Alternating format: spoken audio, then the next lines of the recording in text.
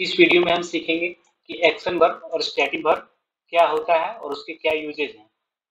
वे verb जो action show करे action verb कहलाते हैं। For example, I read newspaper. यहाँ रीड एक एक्शन को शो कर रहा है, इसलिए ये एक एक्शन वर्ब है। वहीं स्टैटिक वर्ब वे वर्ब होते हैं जो या तो स्टेट या तो स्टेटस शो करते हैं। जैसे सीता बिकेम ए डॉक्टर। यहाँ बिकेम सीता के स्टेटस को डिनोट कर रही है, न कि सीता के एक्शन को, इसीलिए बिकम एक स्टैटिक वर्ब है। एक और एग्जांपल देखते हैं, Ram looks just like his father. यहाँ लुक्स राम के स्टेट को डिनोट कर रहा है, न कि राम के द्वारा किया गया एक एक्शन को, इसलिए यहाँ पे लुक एक स्टैटिक वर्ब है।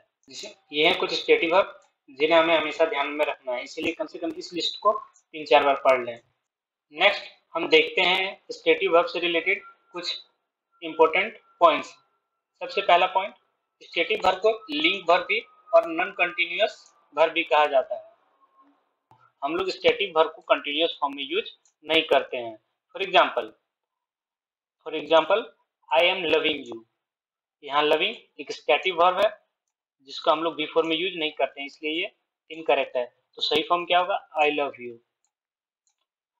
और स्टैटिक वर्ब से रिलेटेड दूसरा सबसे इंपॉर्टेंट पॉइंट ये है कि हम किसी भी स्टैटिक वर्ब को एक एडजेक्टिव क्वालिफाई करता है, न कि एक एडवर्ब। एक एग्जांपल से समझते हैं, ही फील्स बैडली।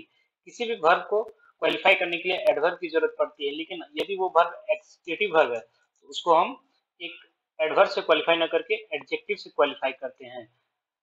यहाँ बैडली एक एडवर्ब है इसलिए, और फील एक स्टैटिक वर्ब है, इसलिए हम फील को एक एडजेक्टिव से क्वालिफाई करेंगे, न कि एक एडवर्ब से। इसलिए सही सेंटेंस होगा he feels bad.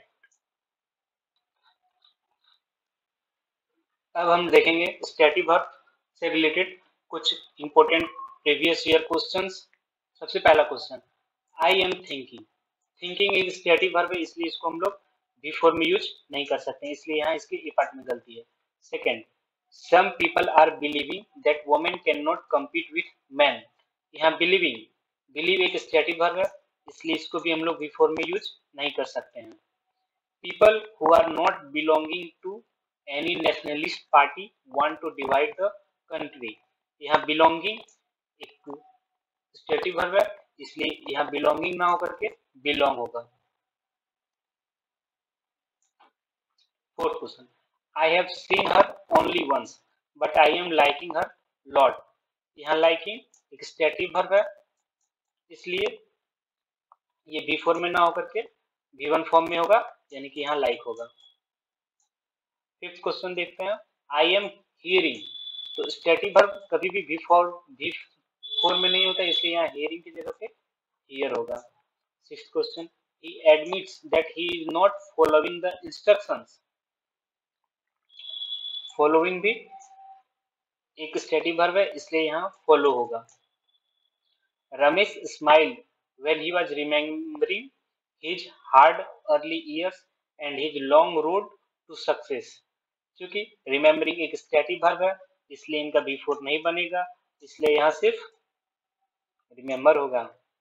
Last question देखते हैं, या उसके पहले 9th क्वेश्चन देखते हैं, the conversation we are having is completely out of the main topic. Have भी एक स्टैटिक वर्ब है, इसलिए यहाँ हैविंग नहीं हैव होगा।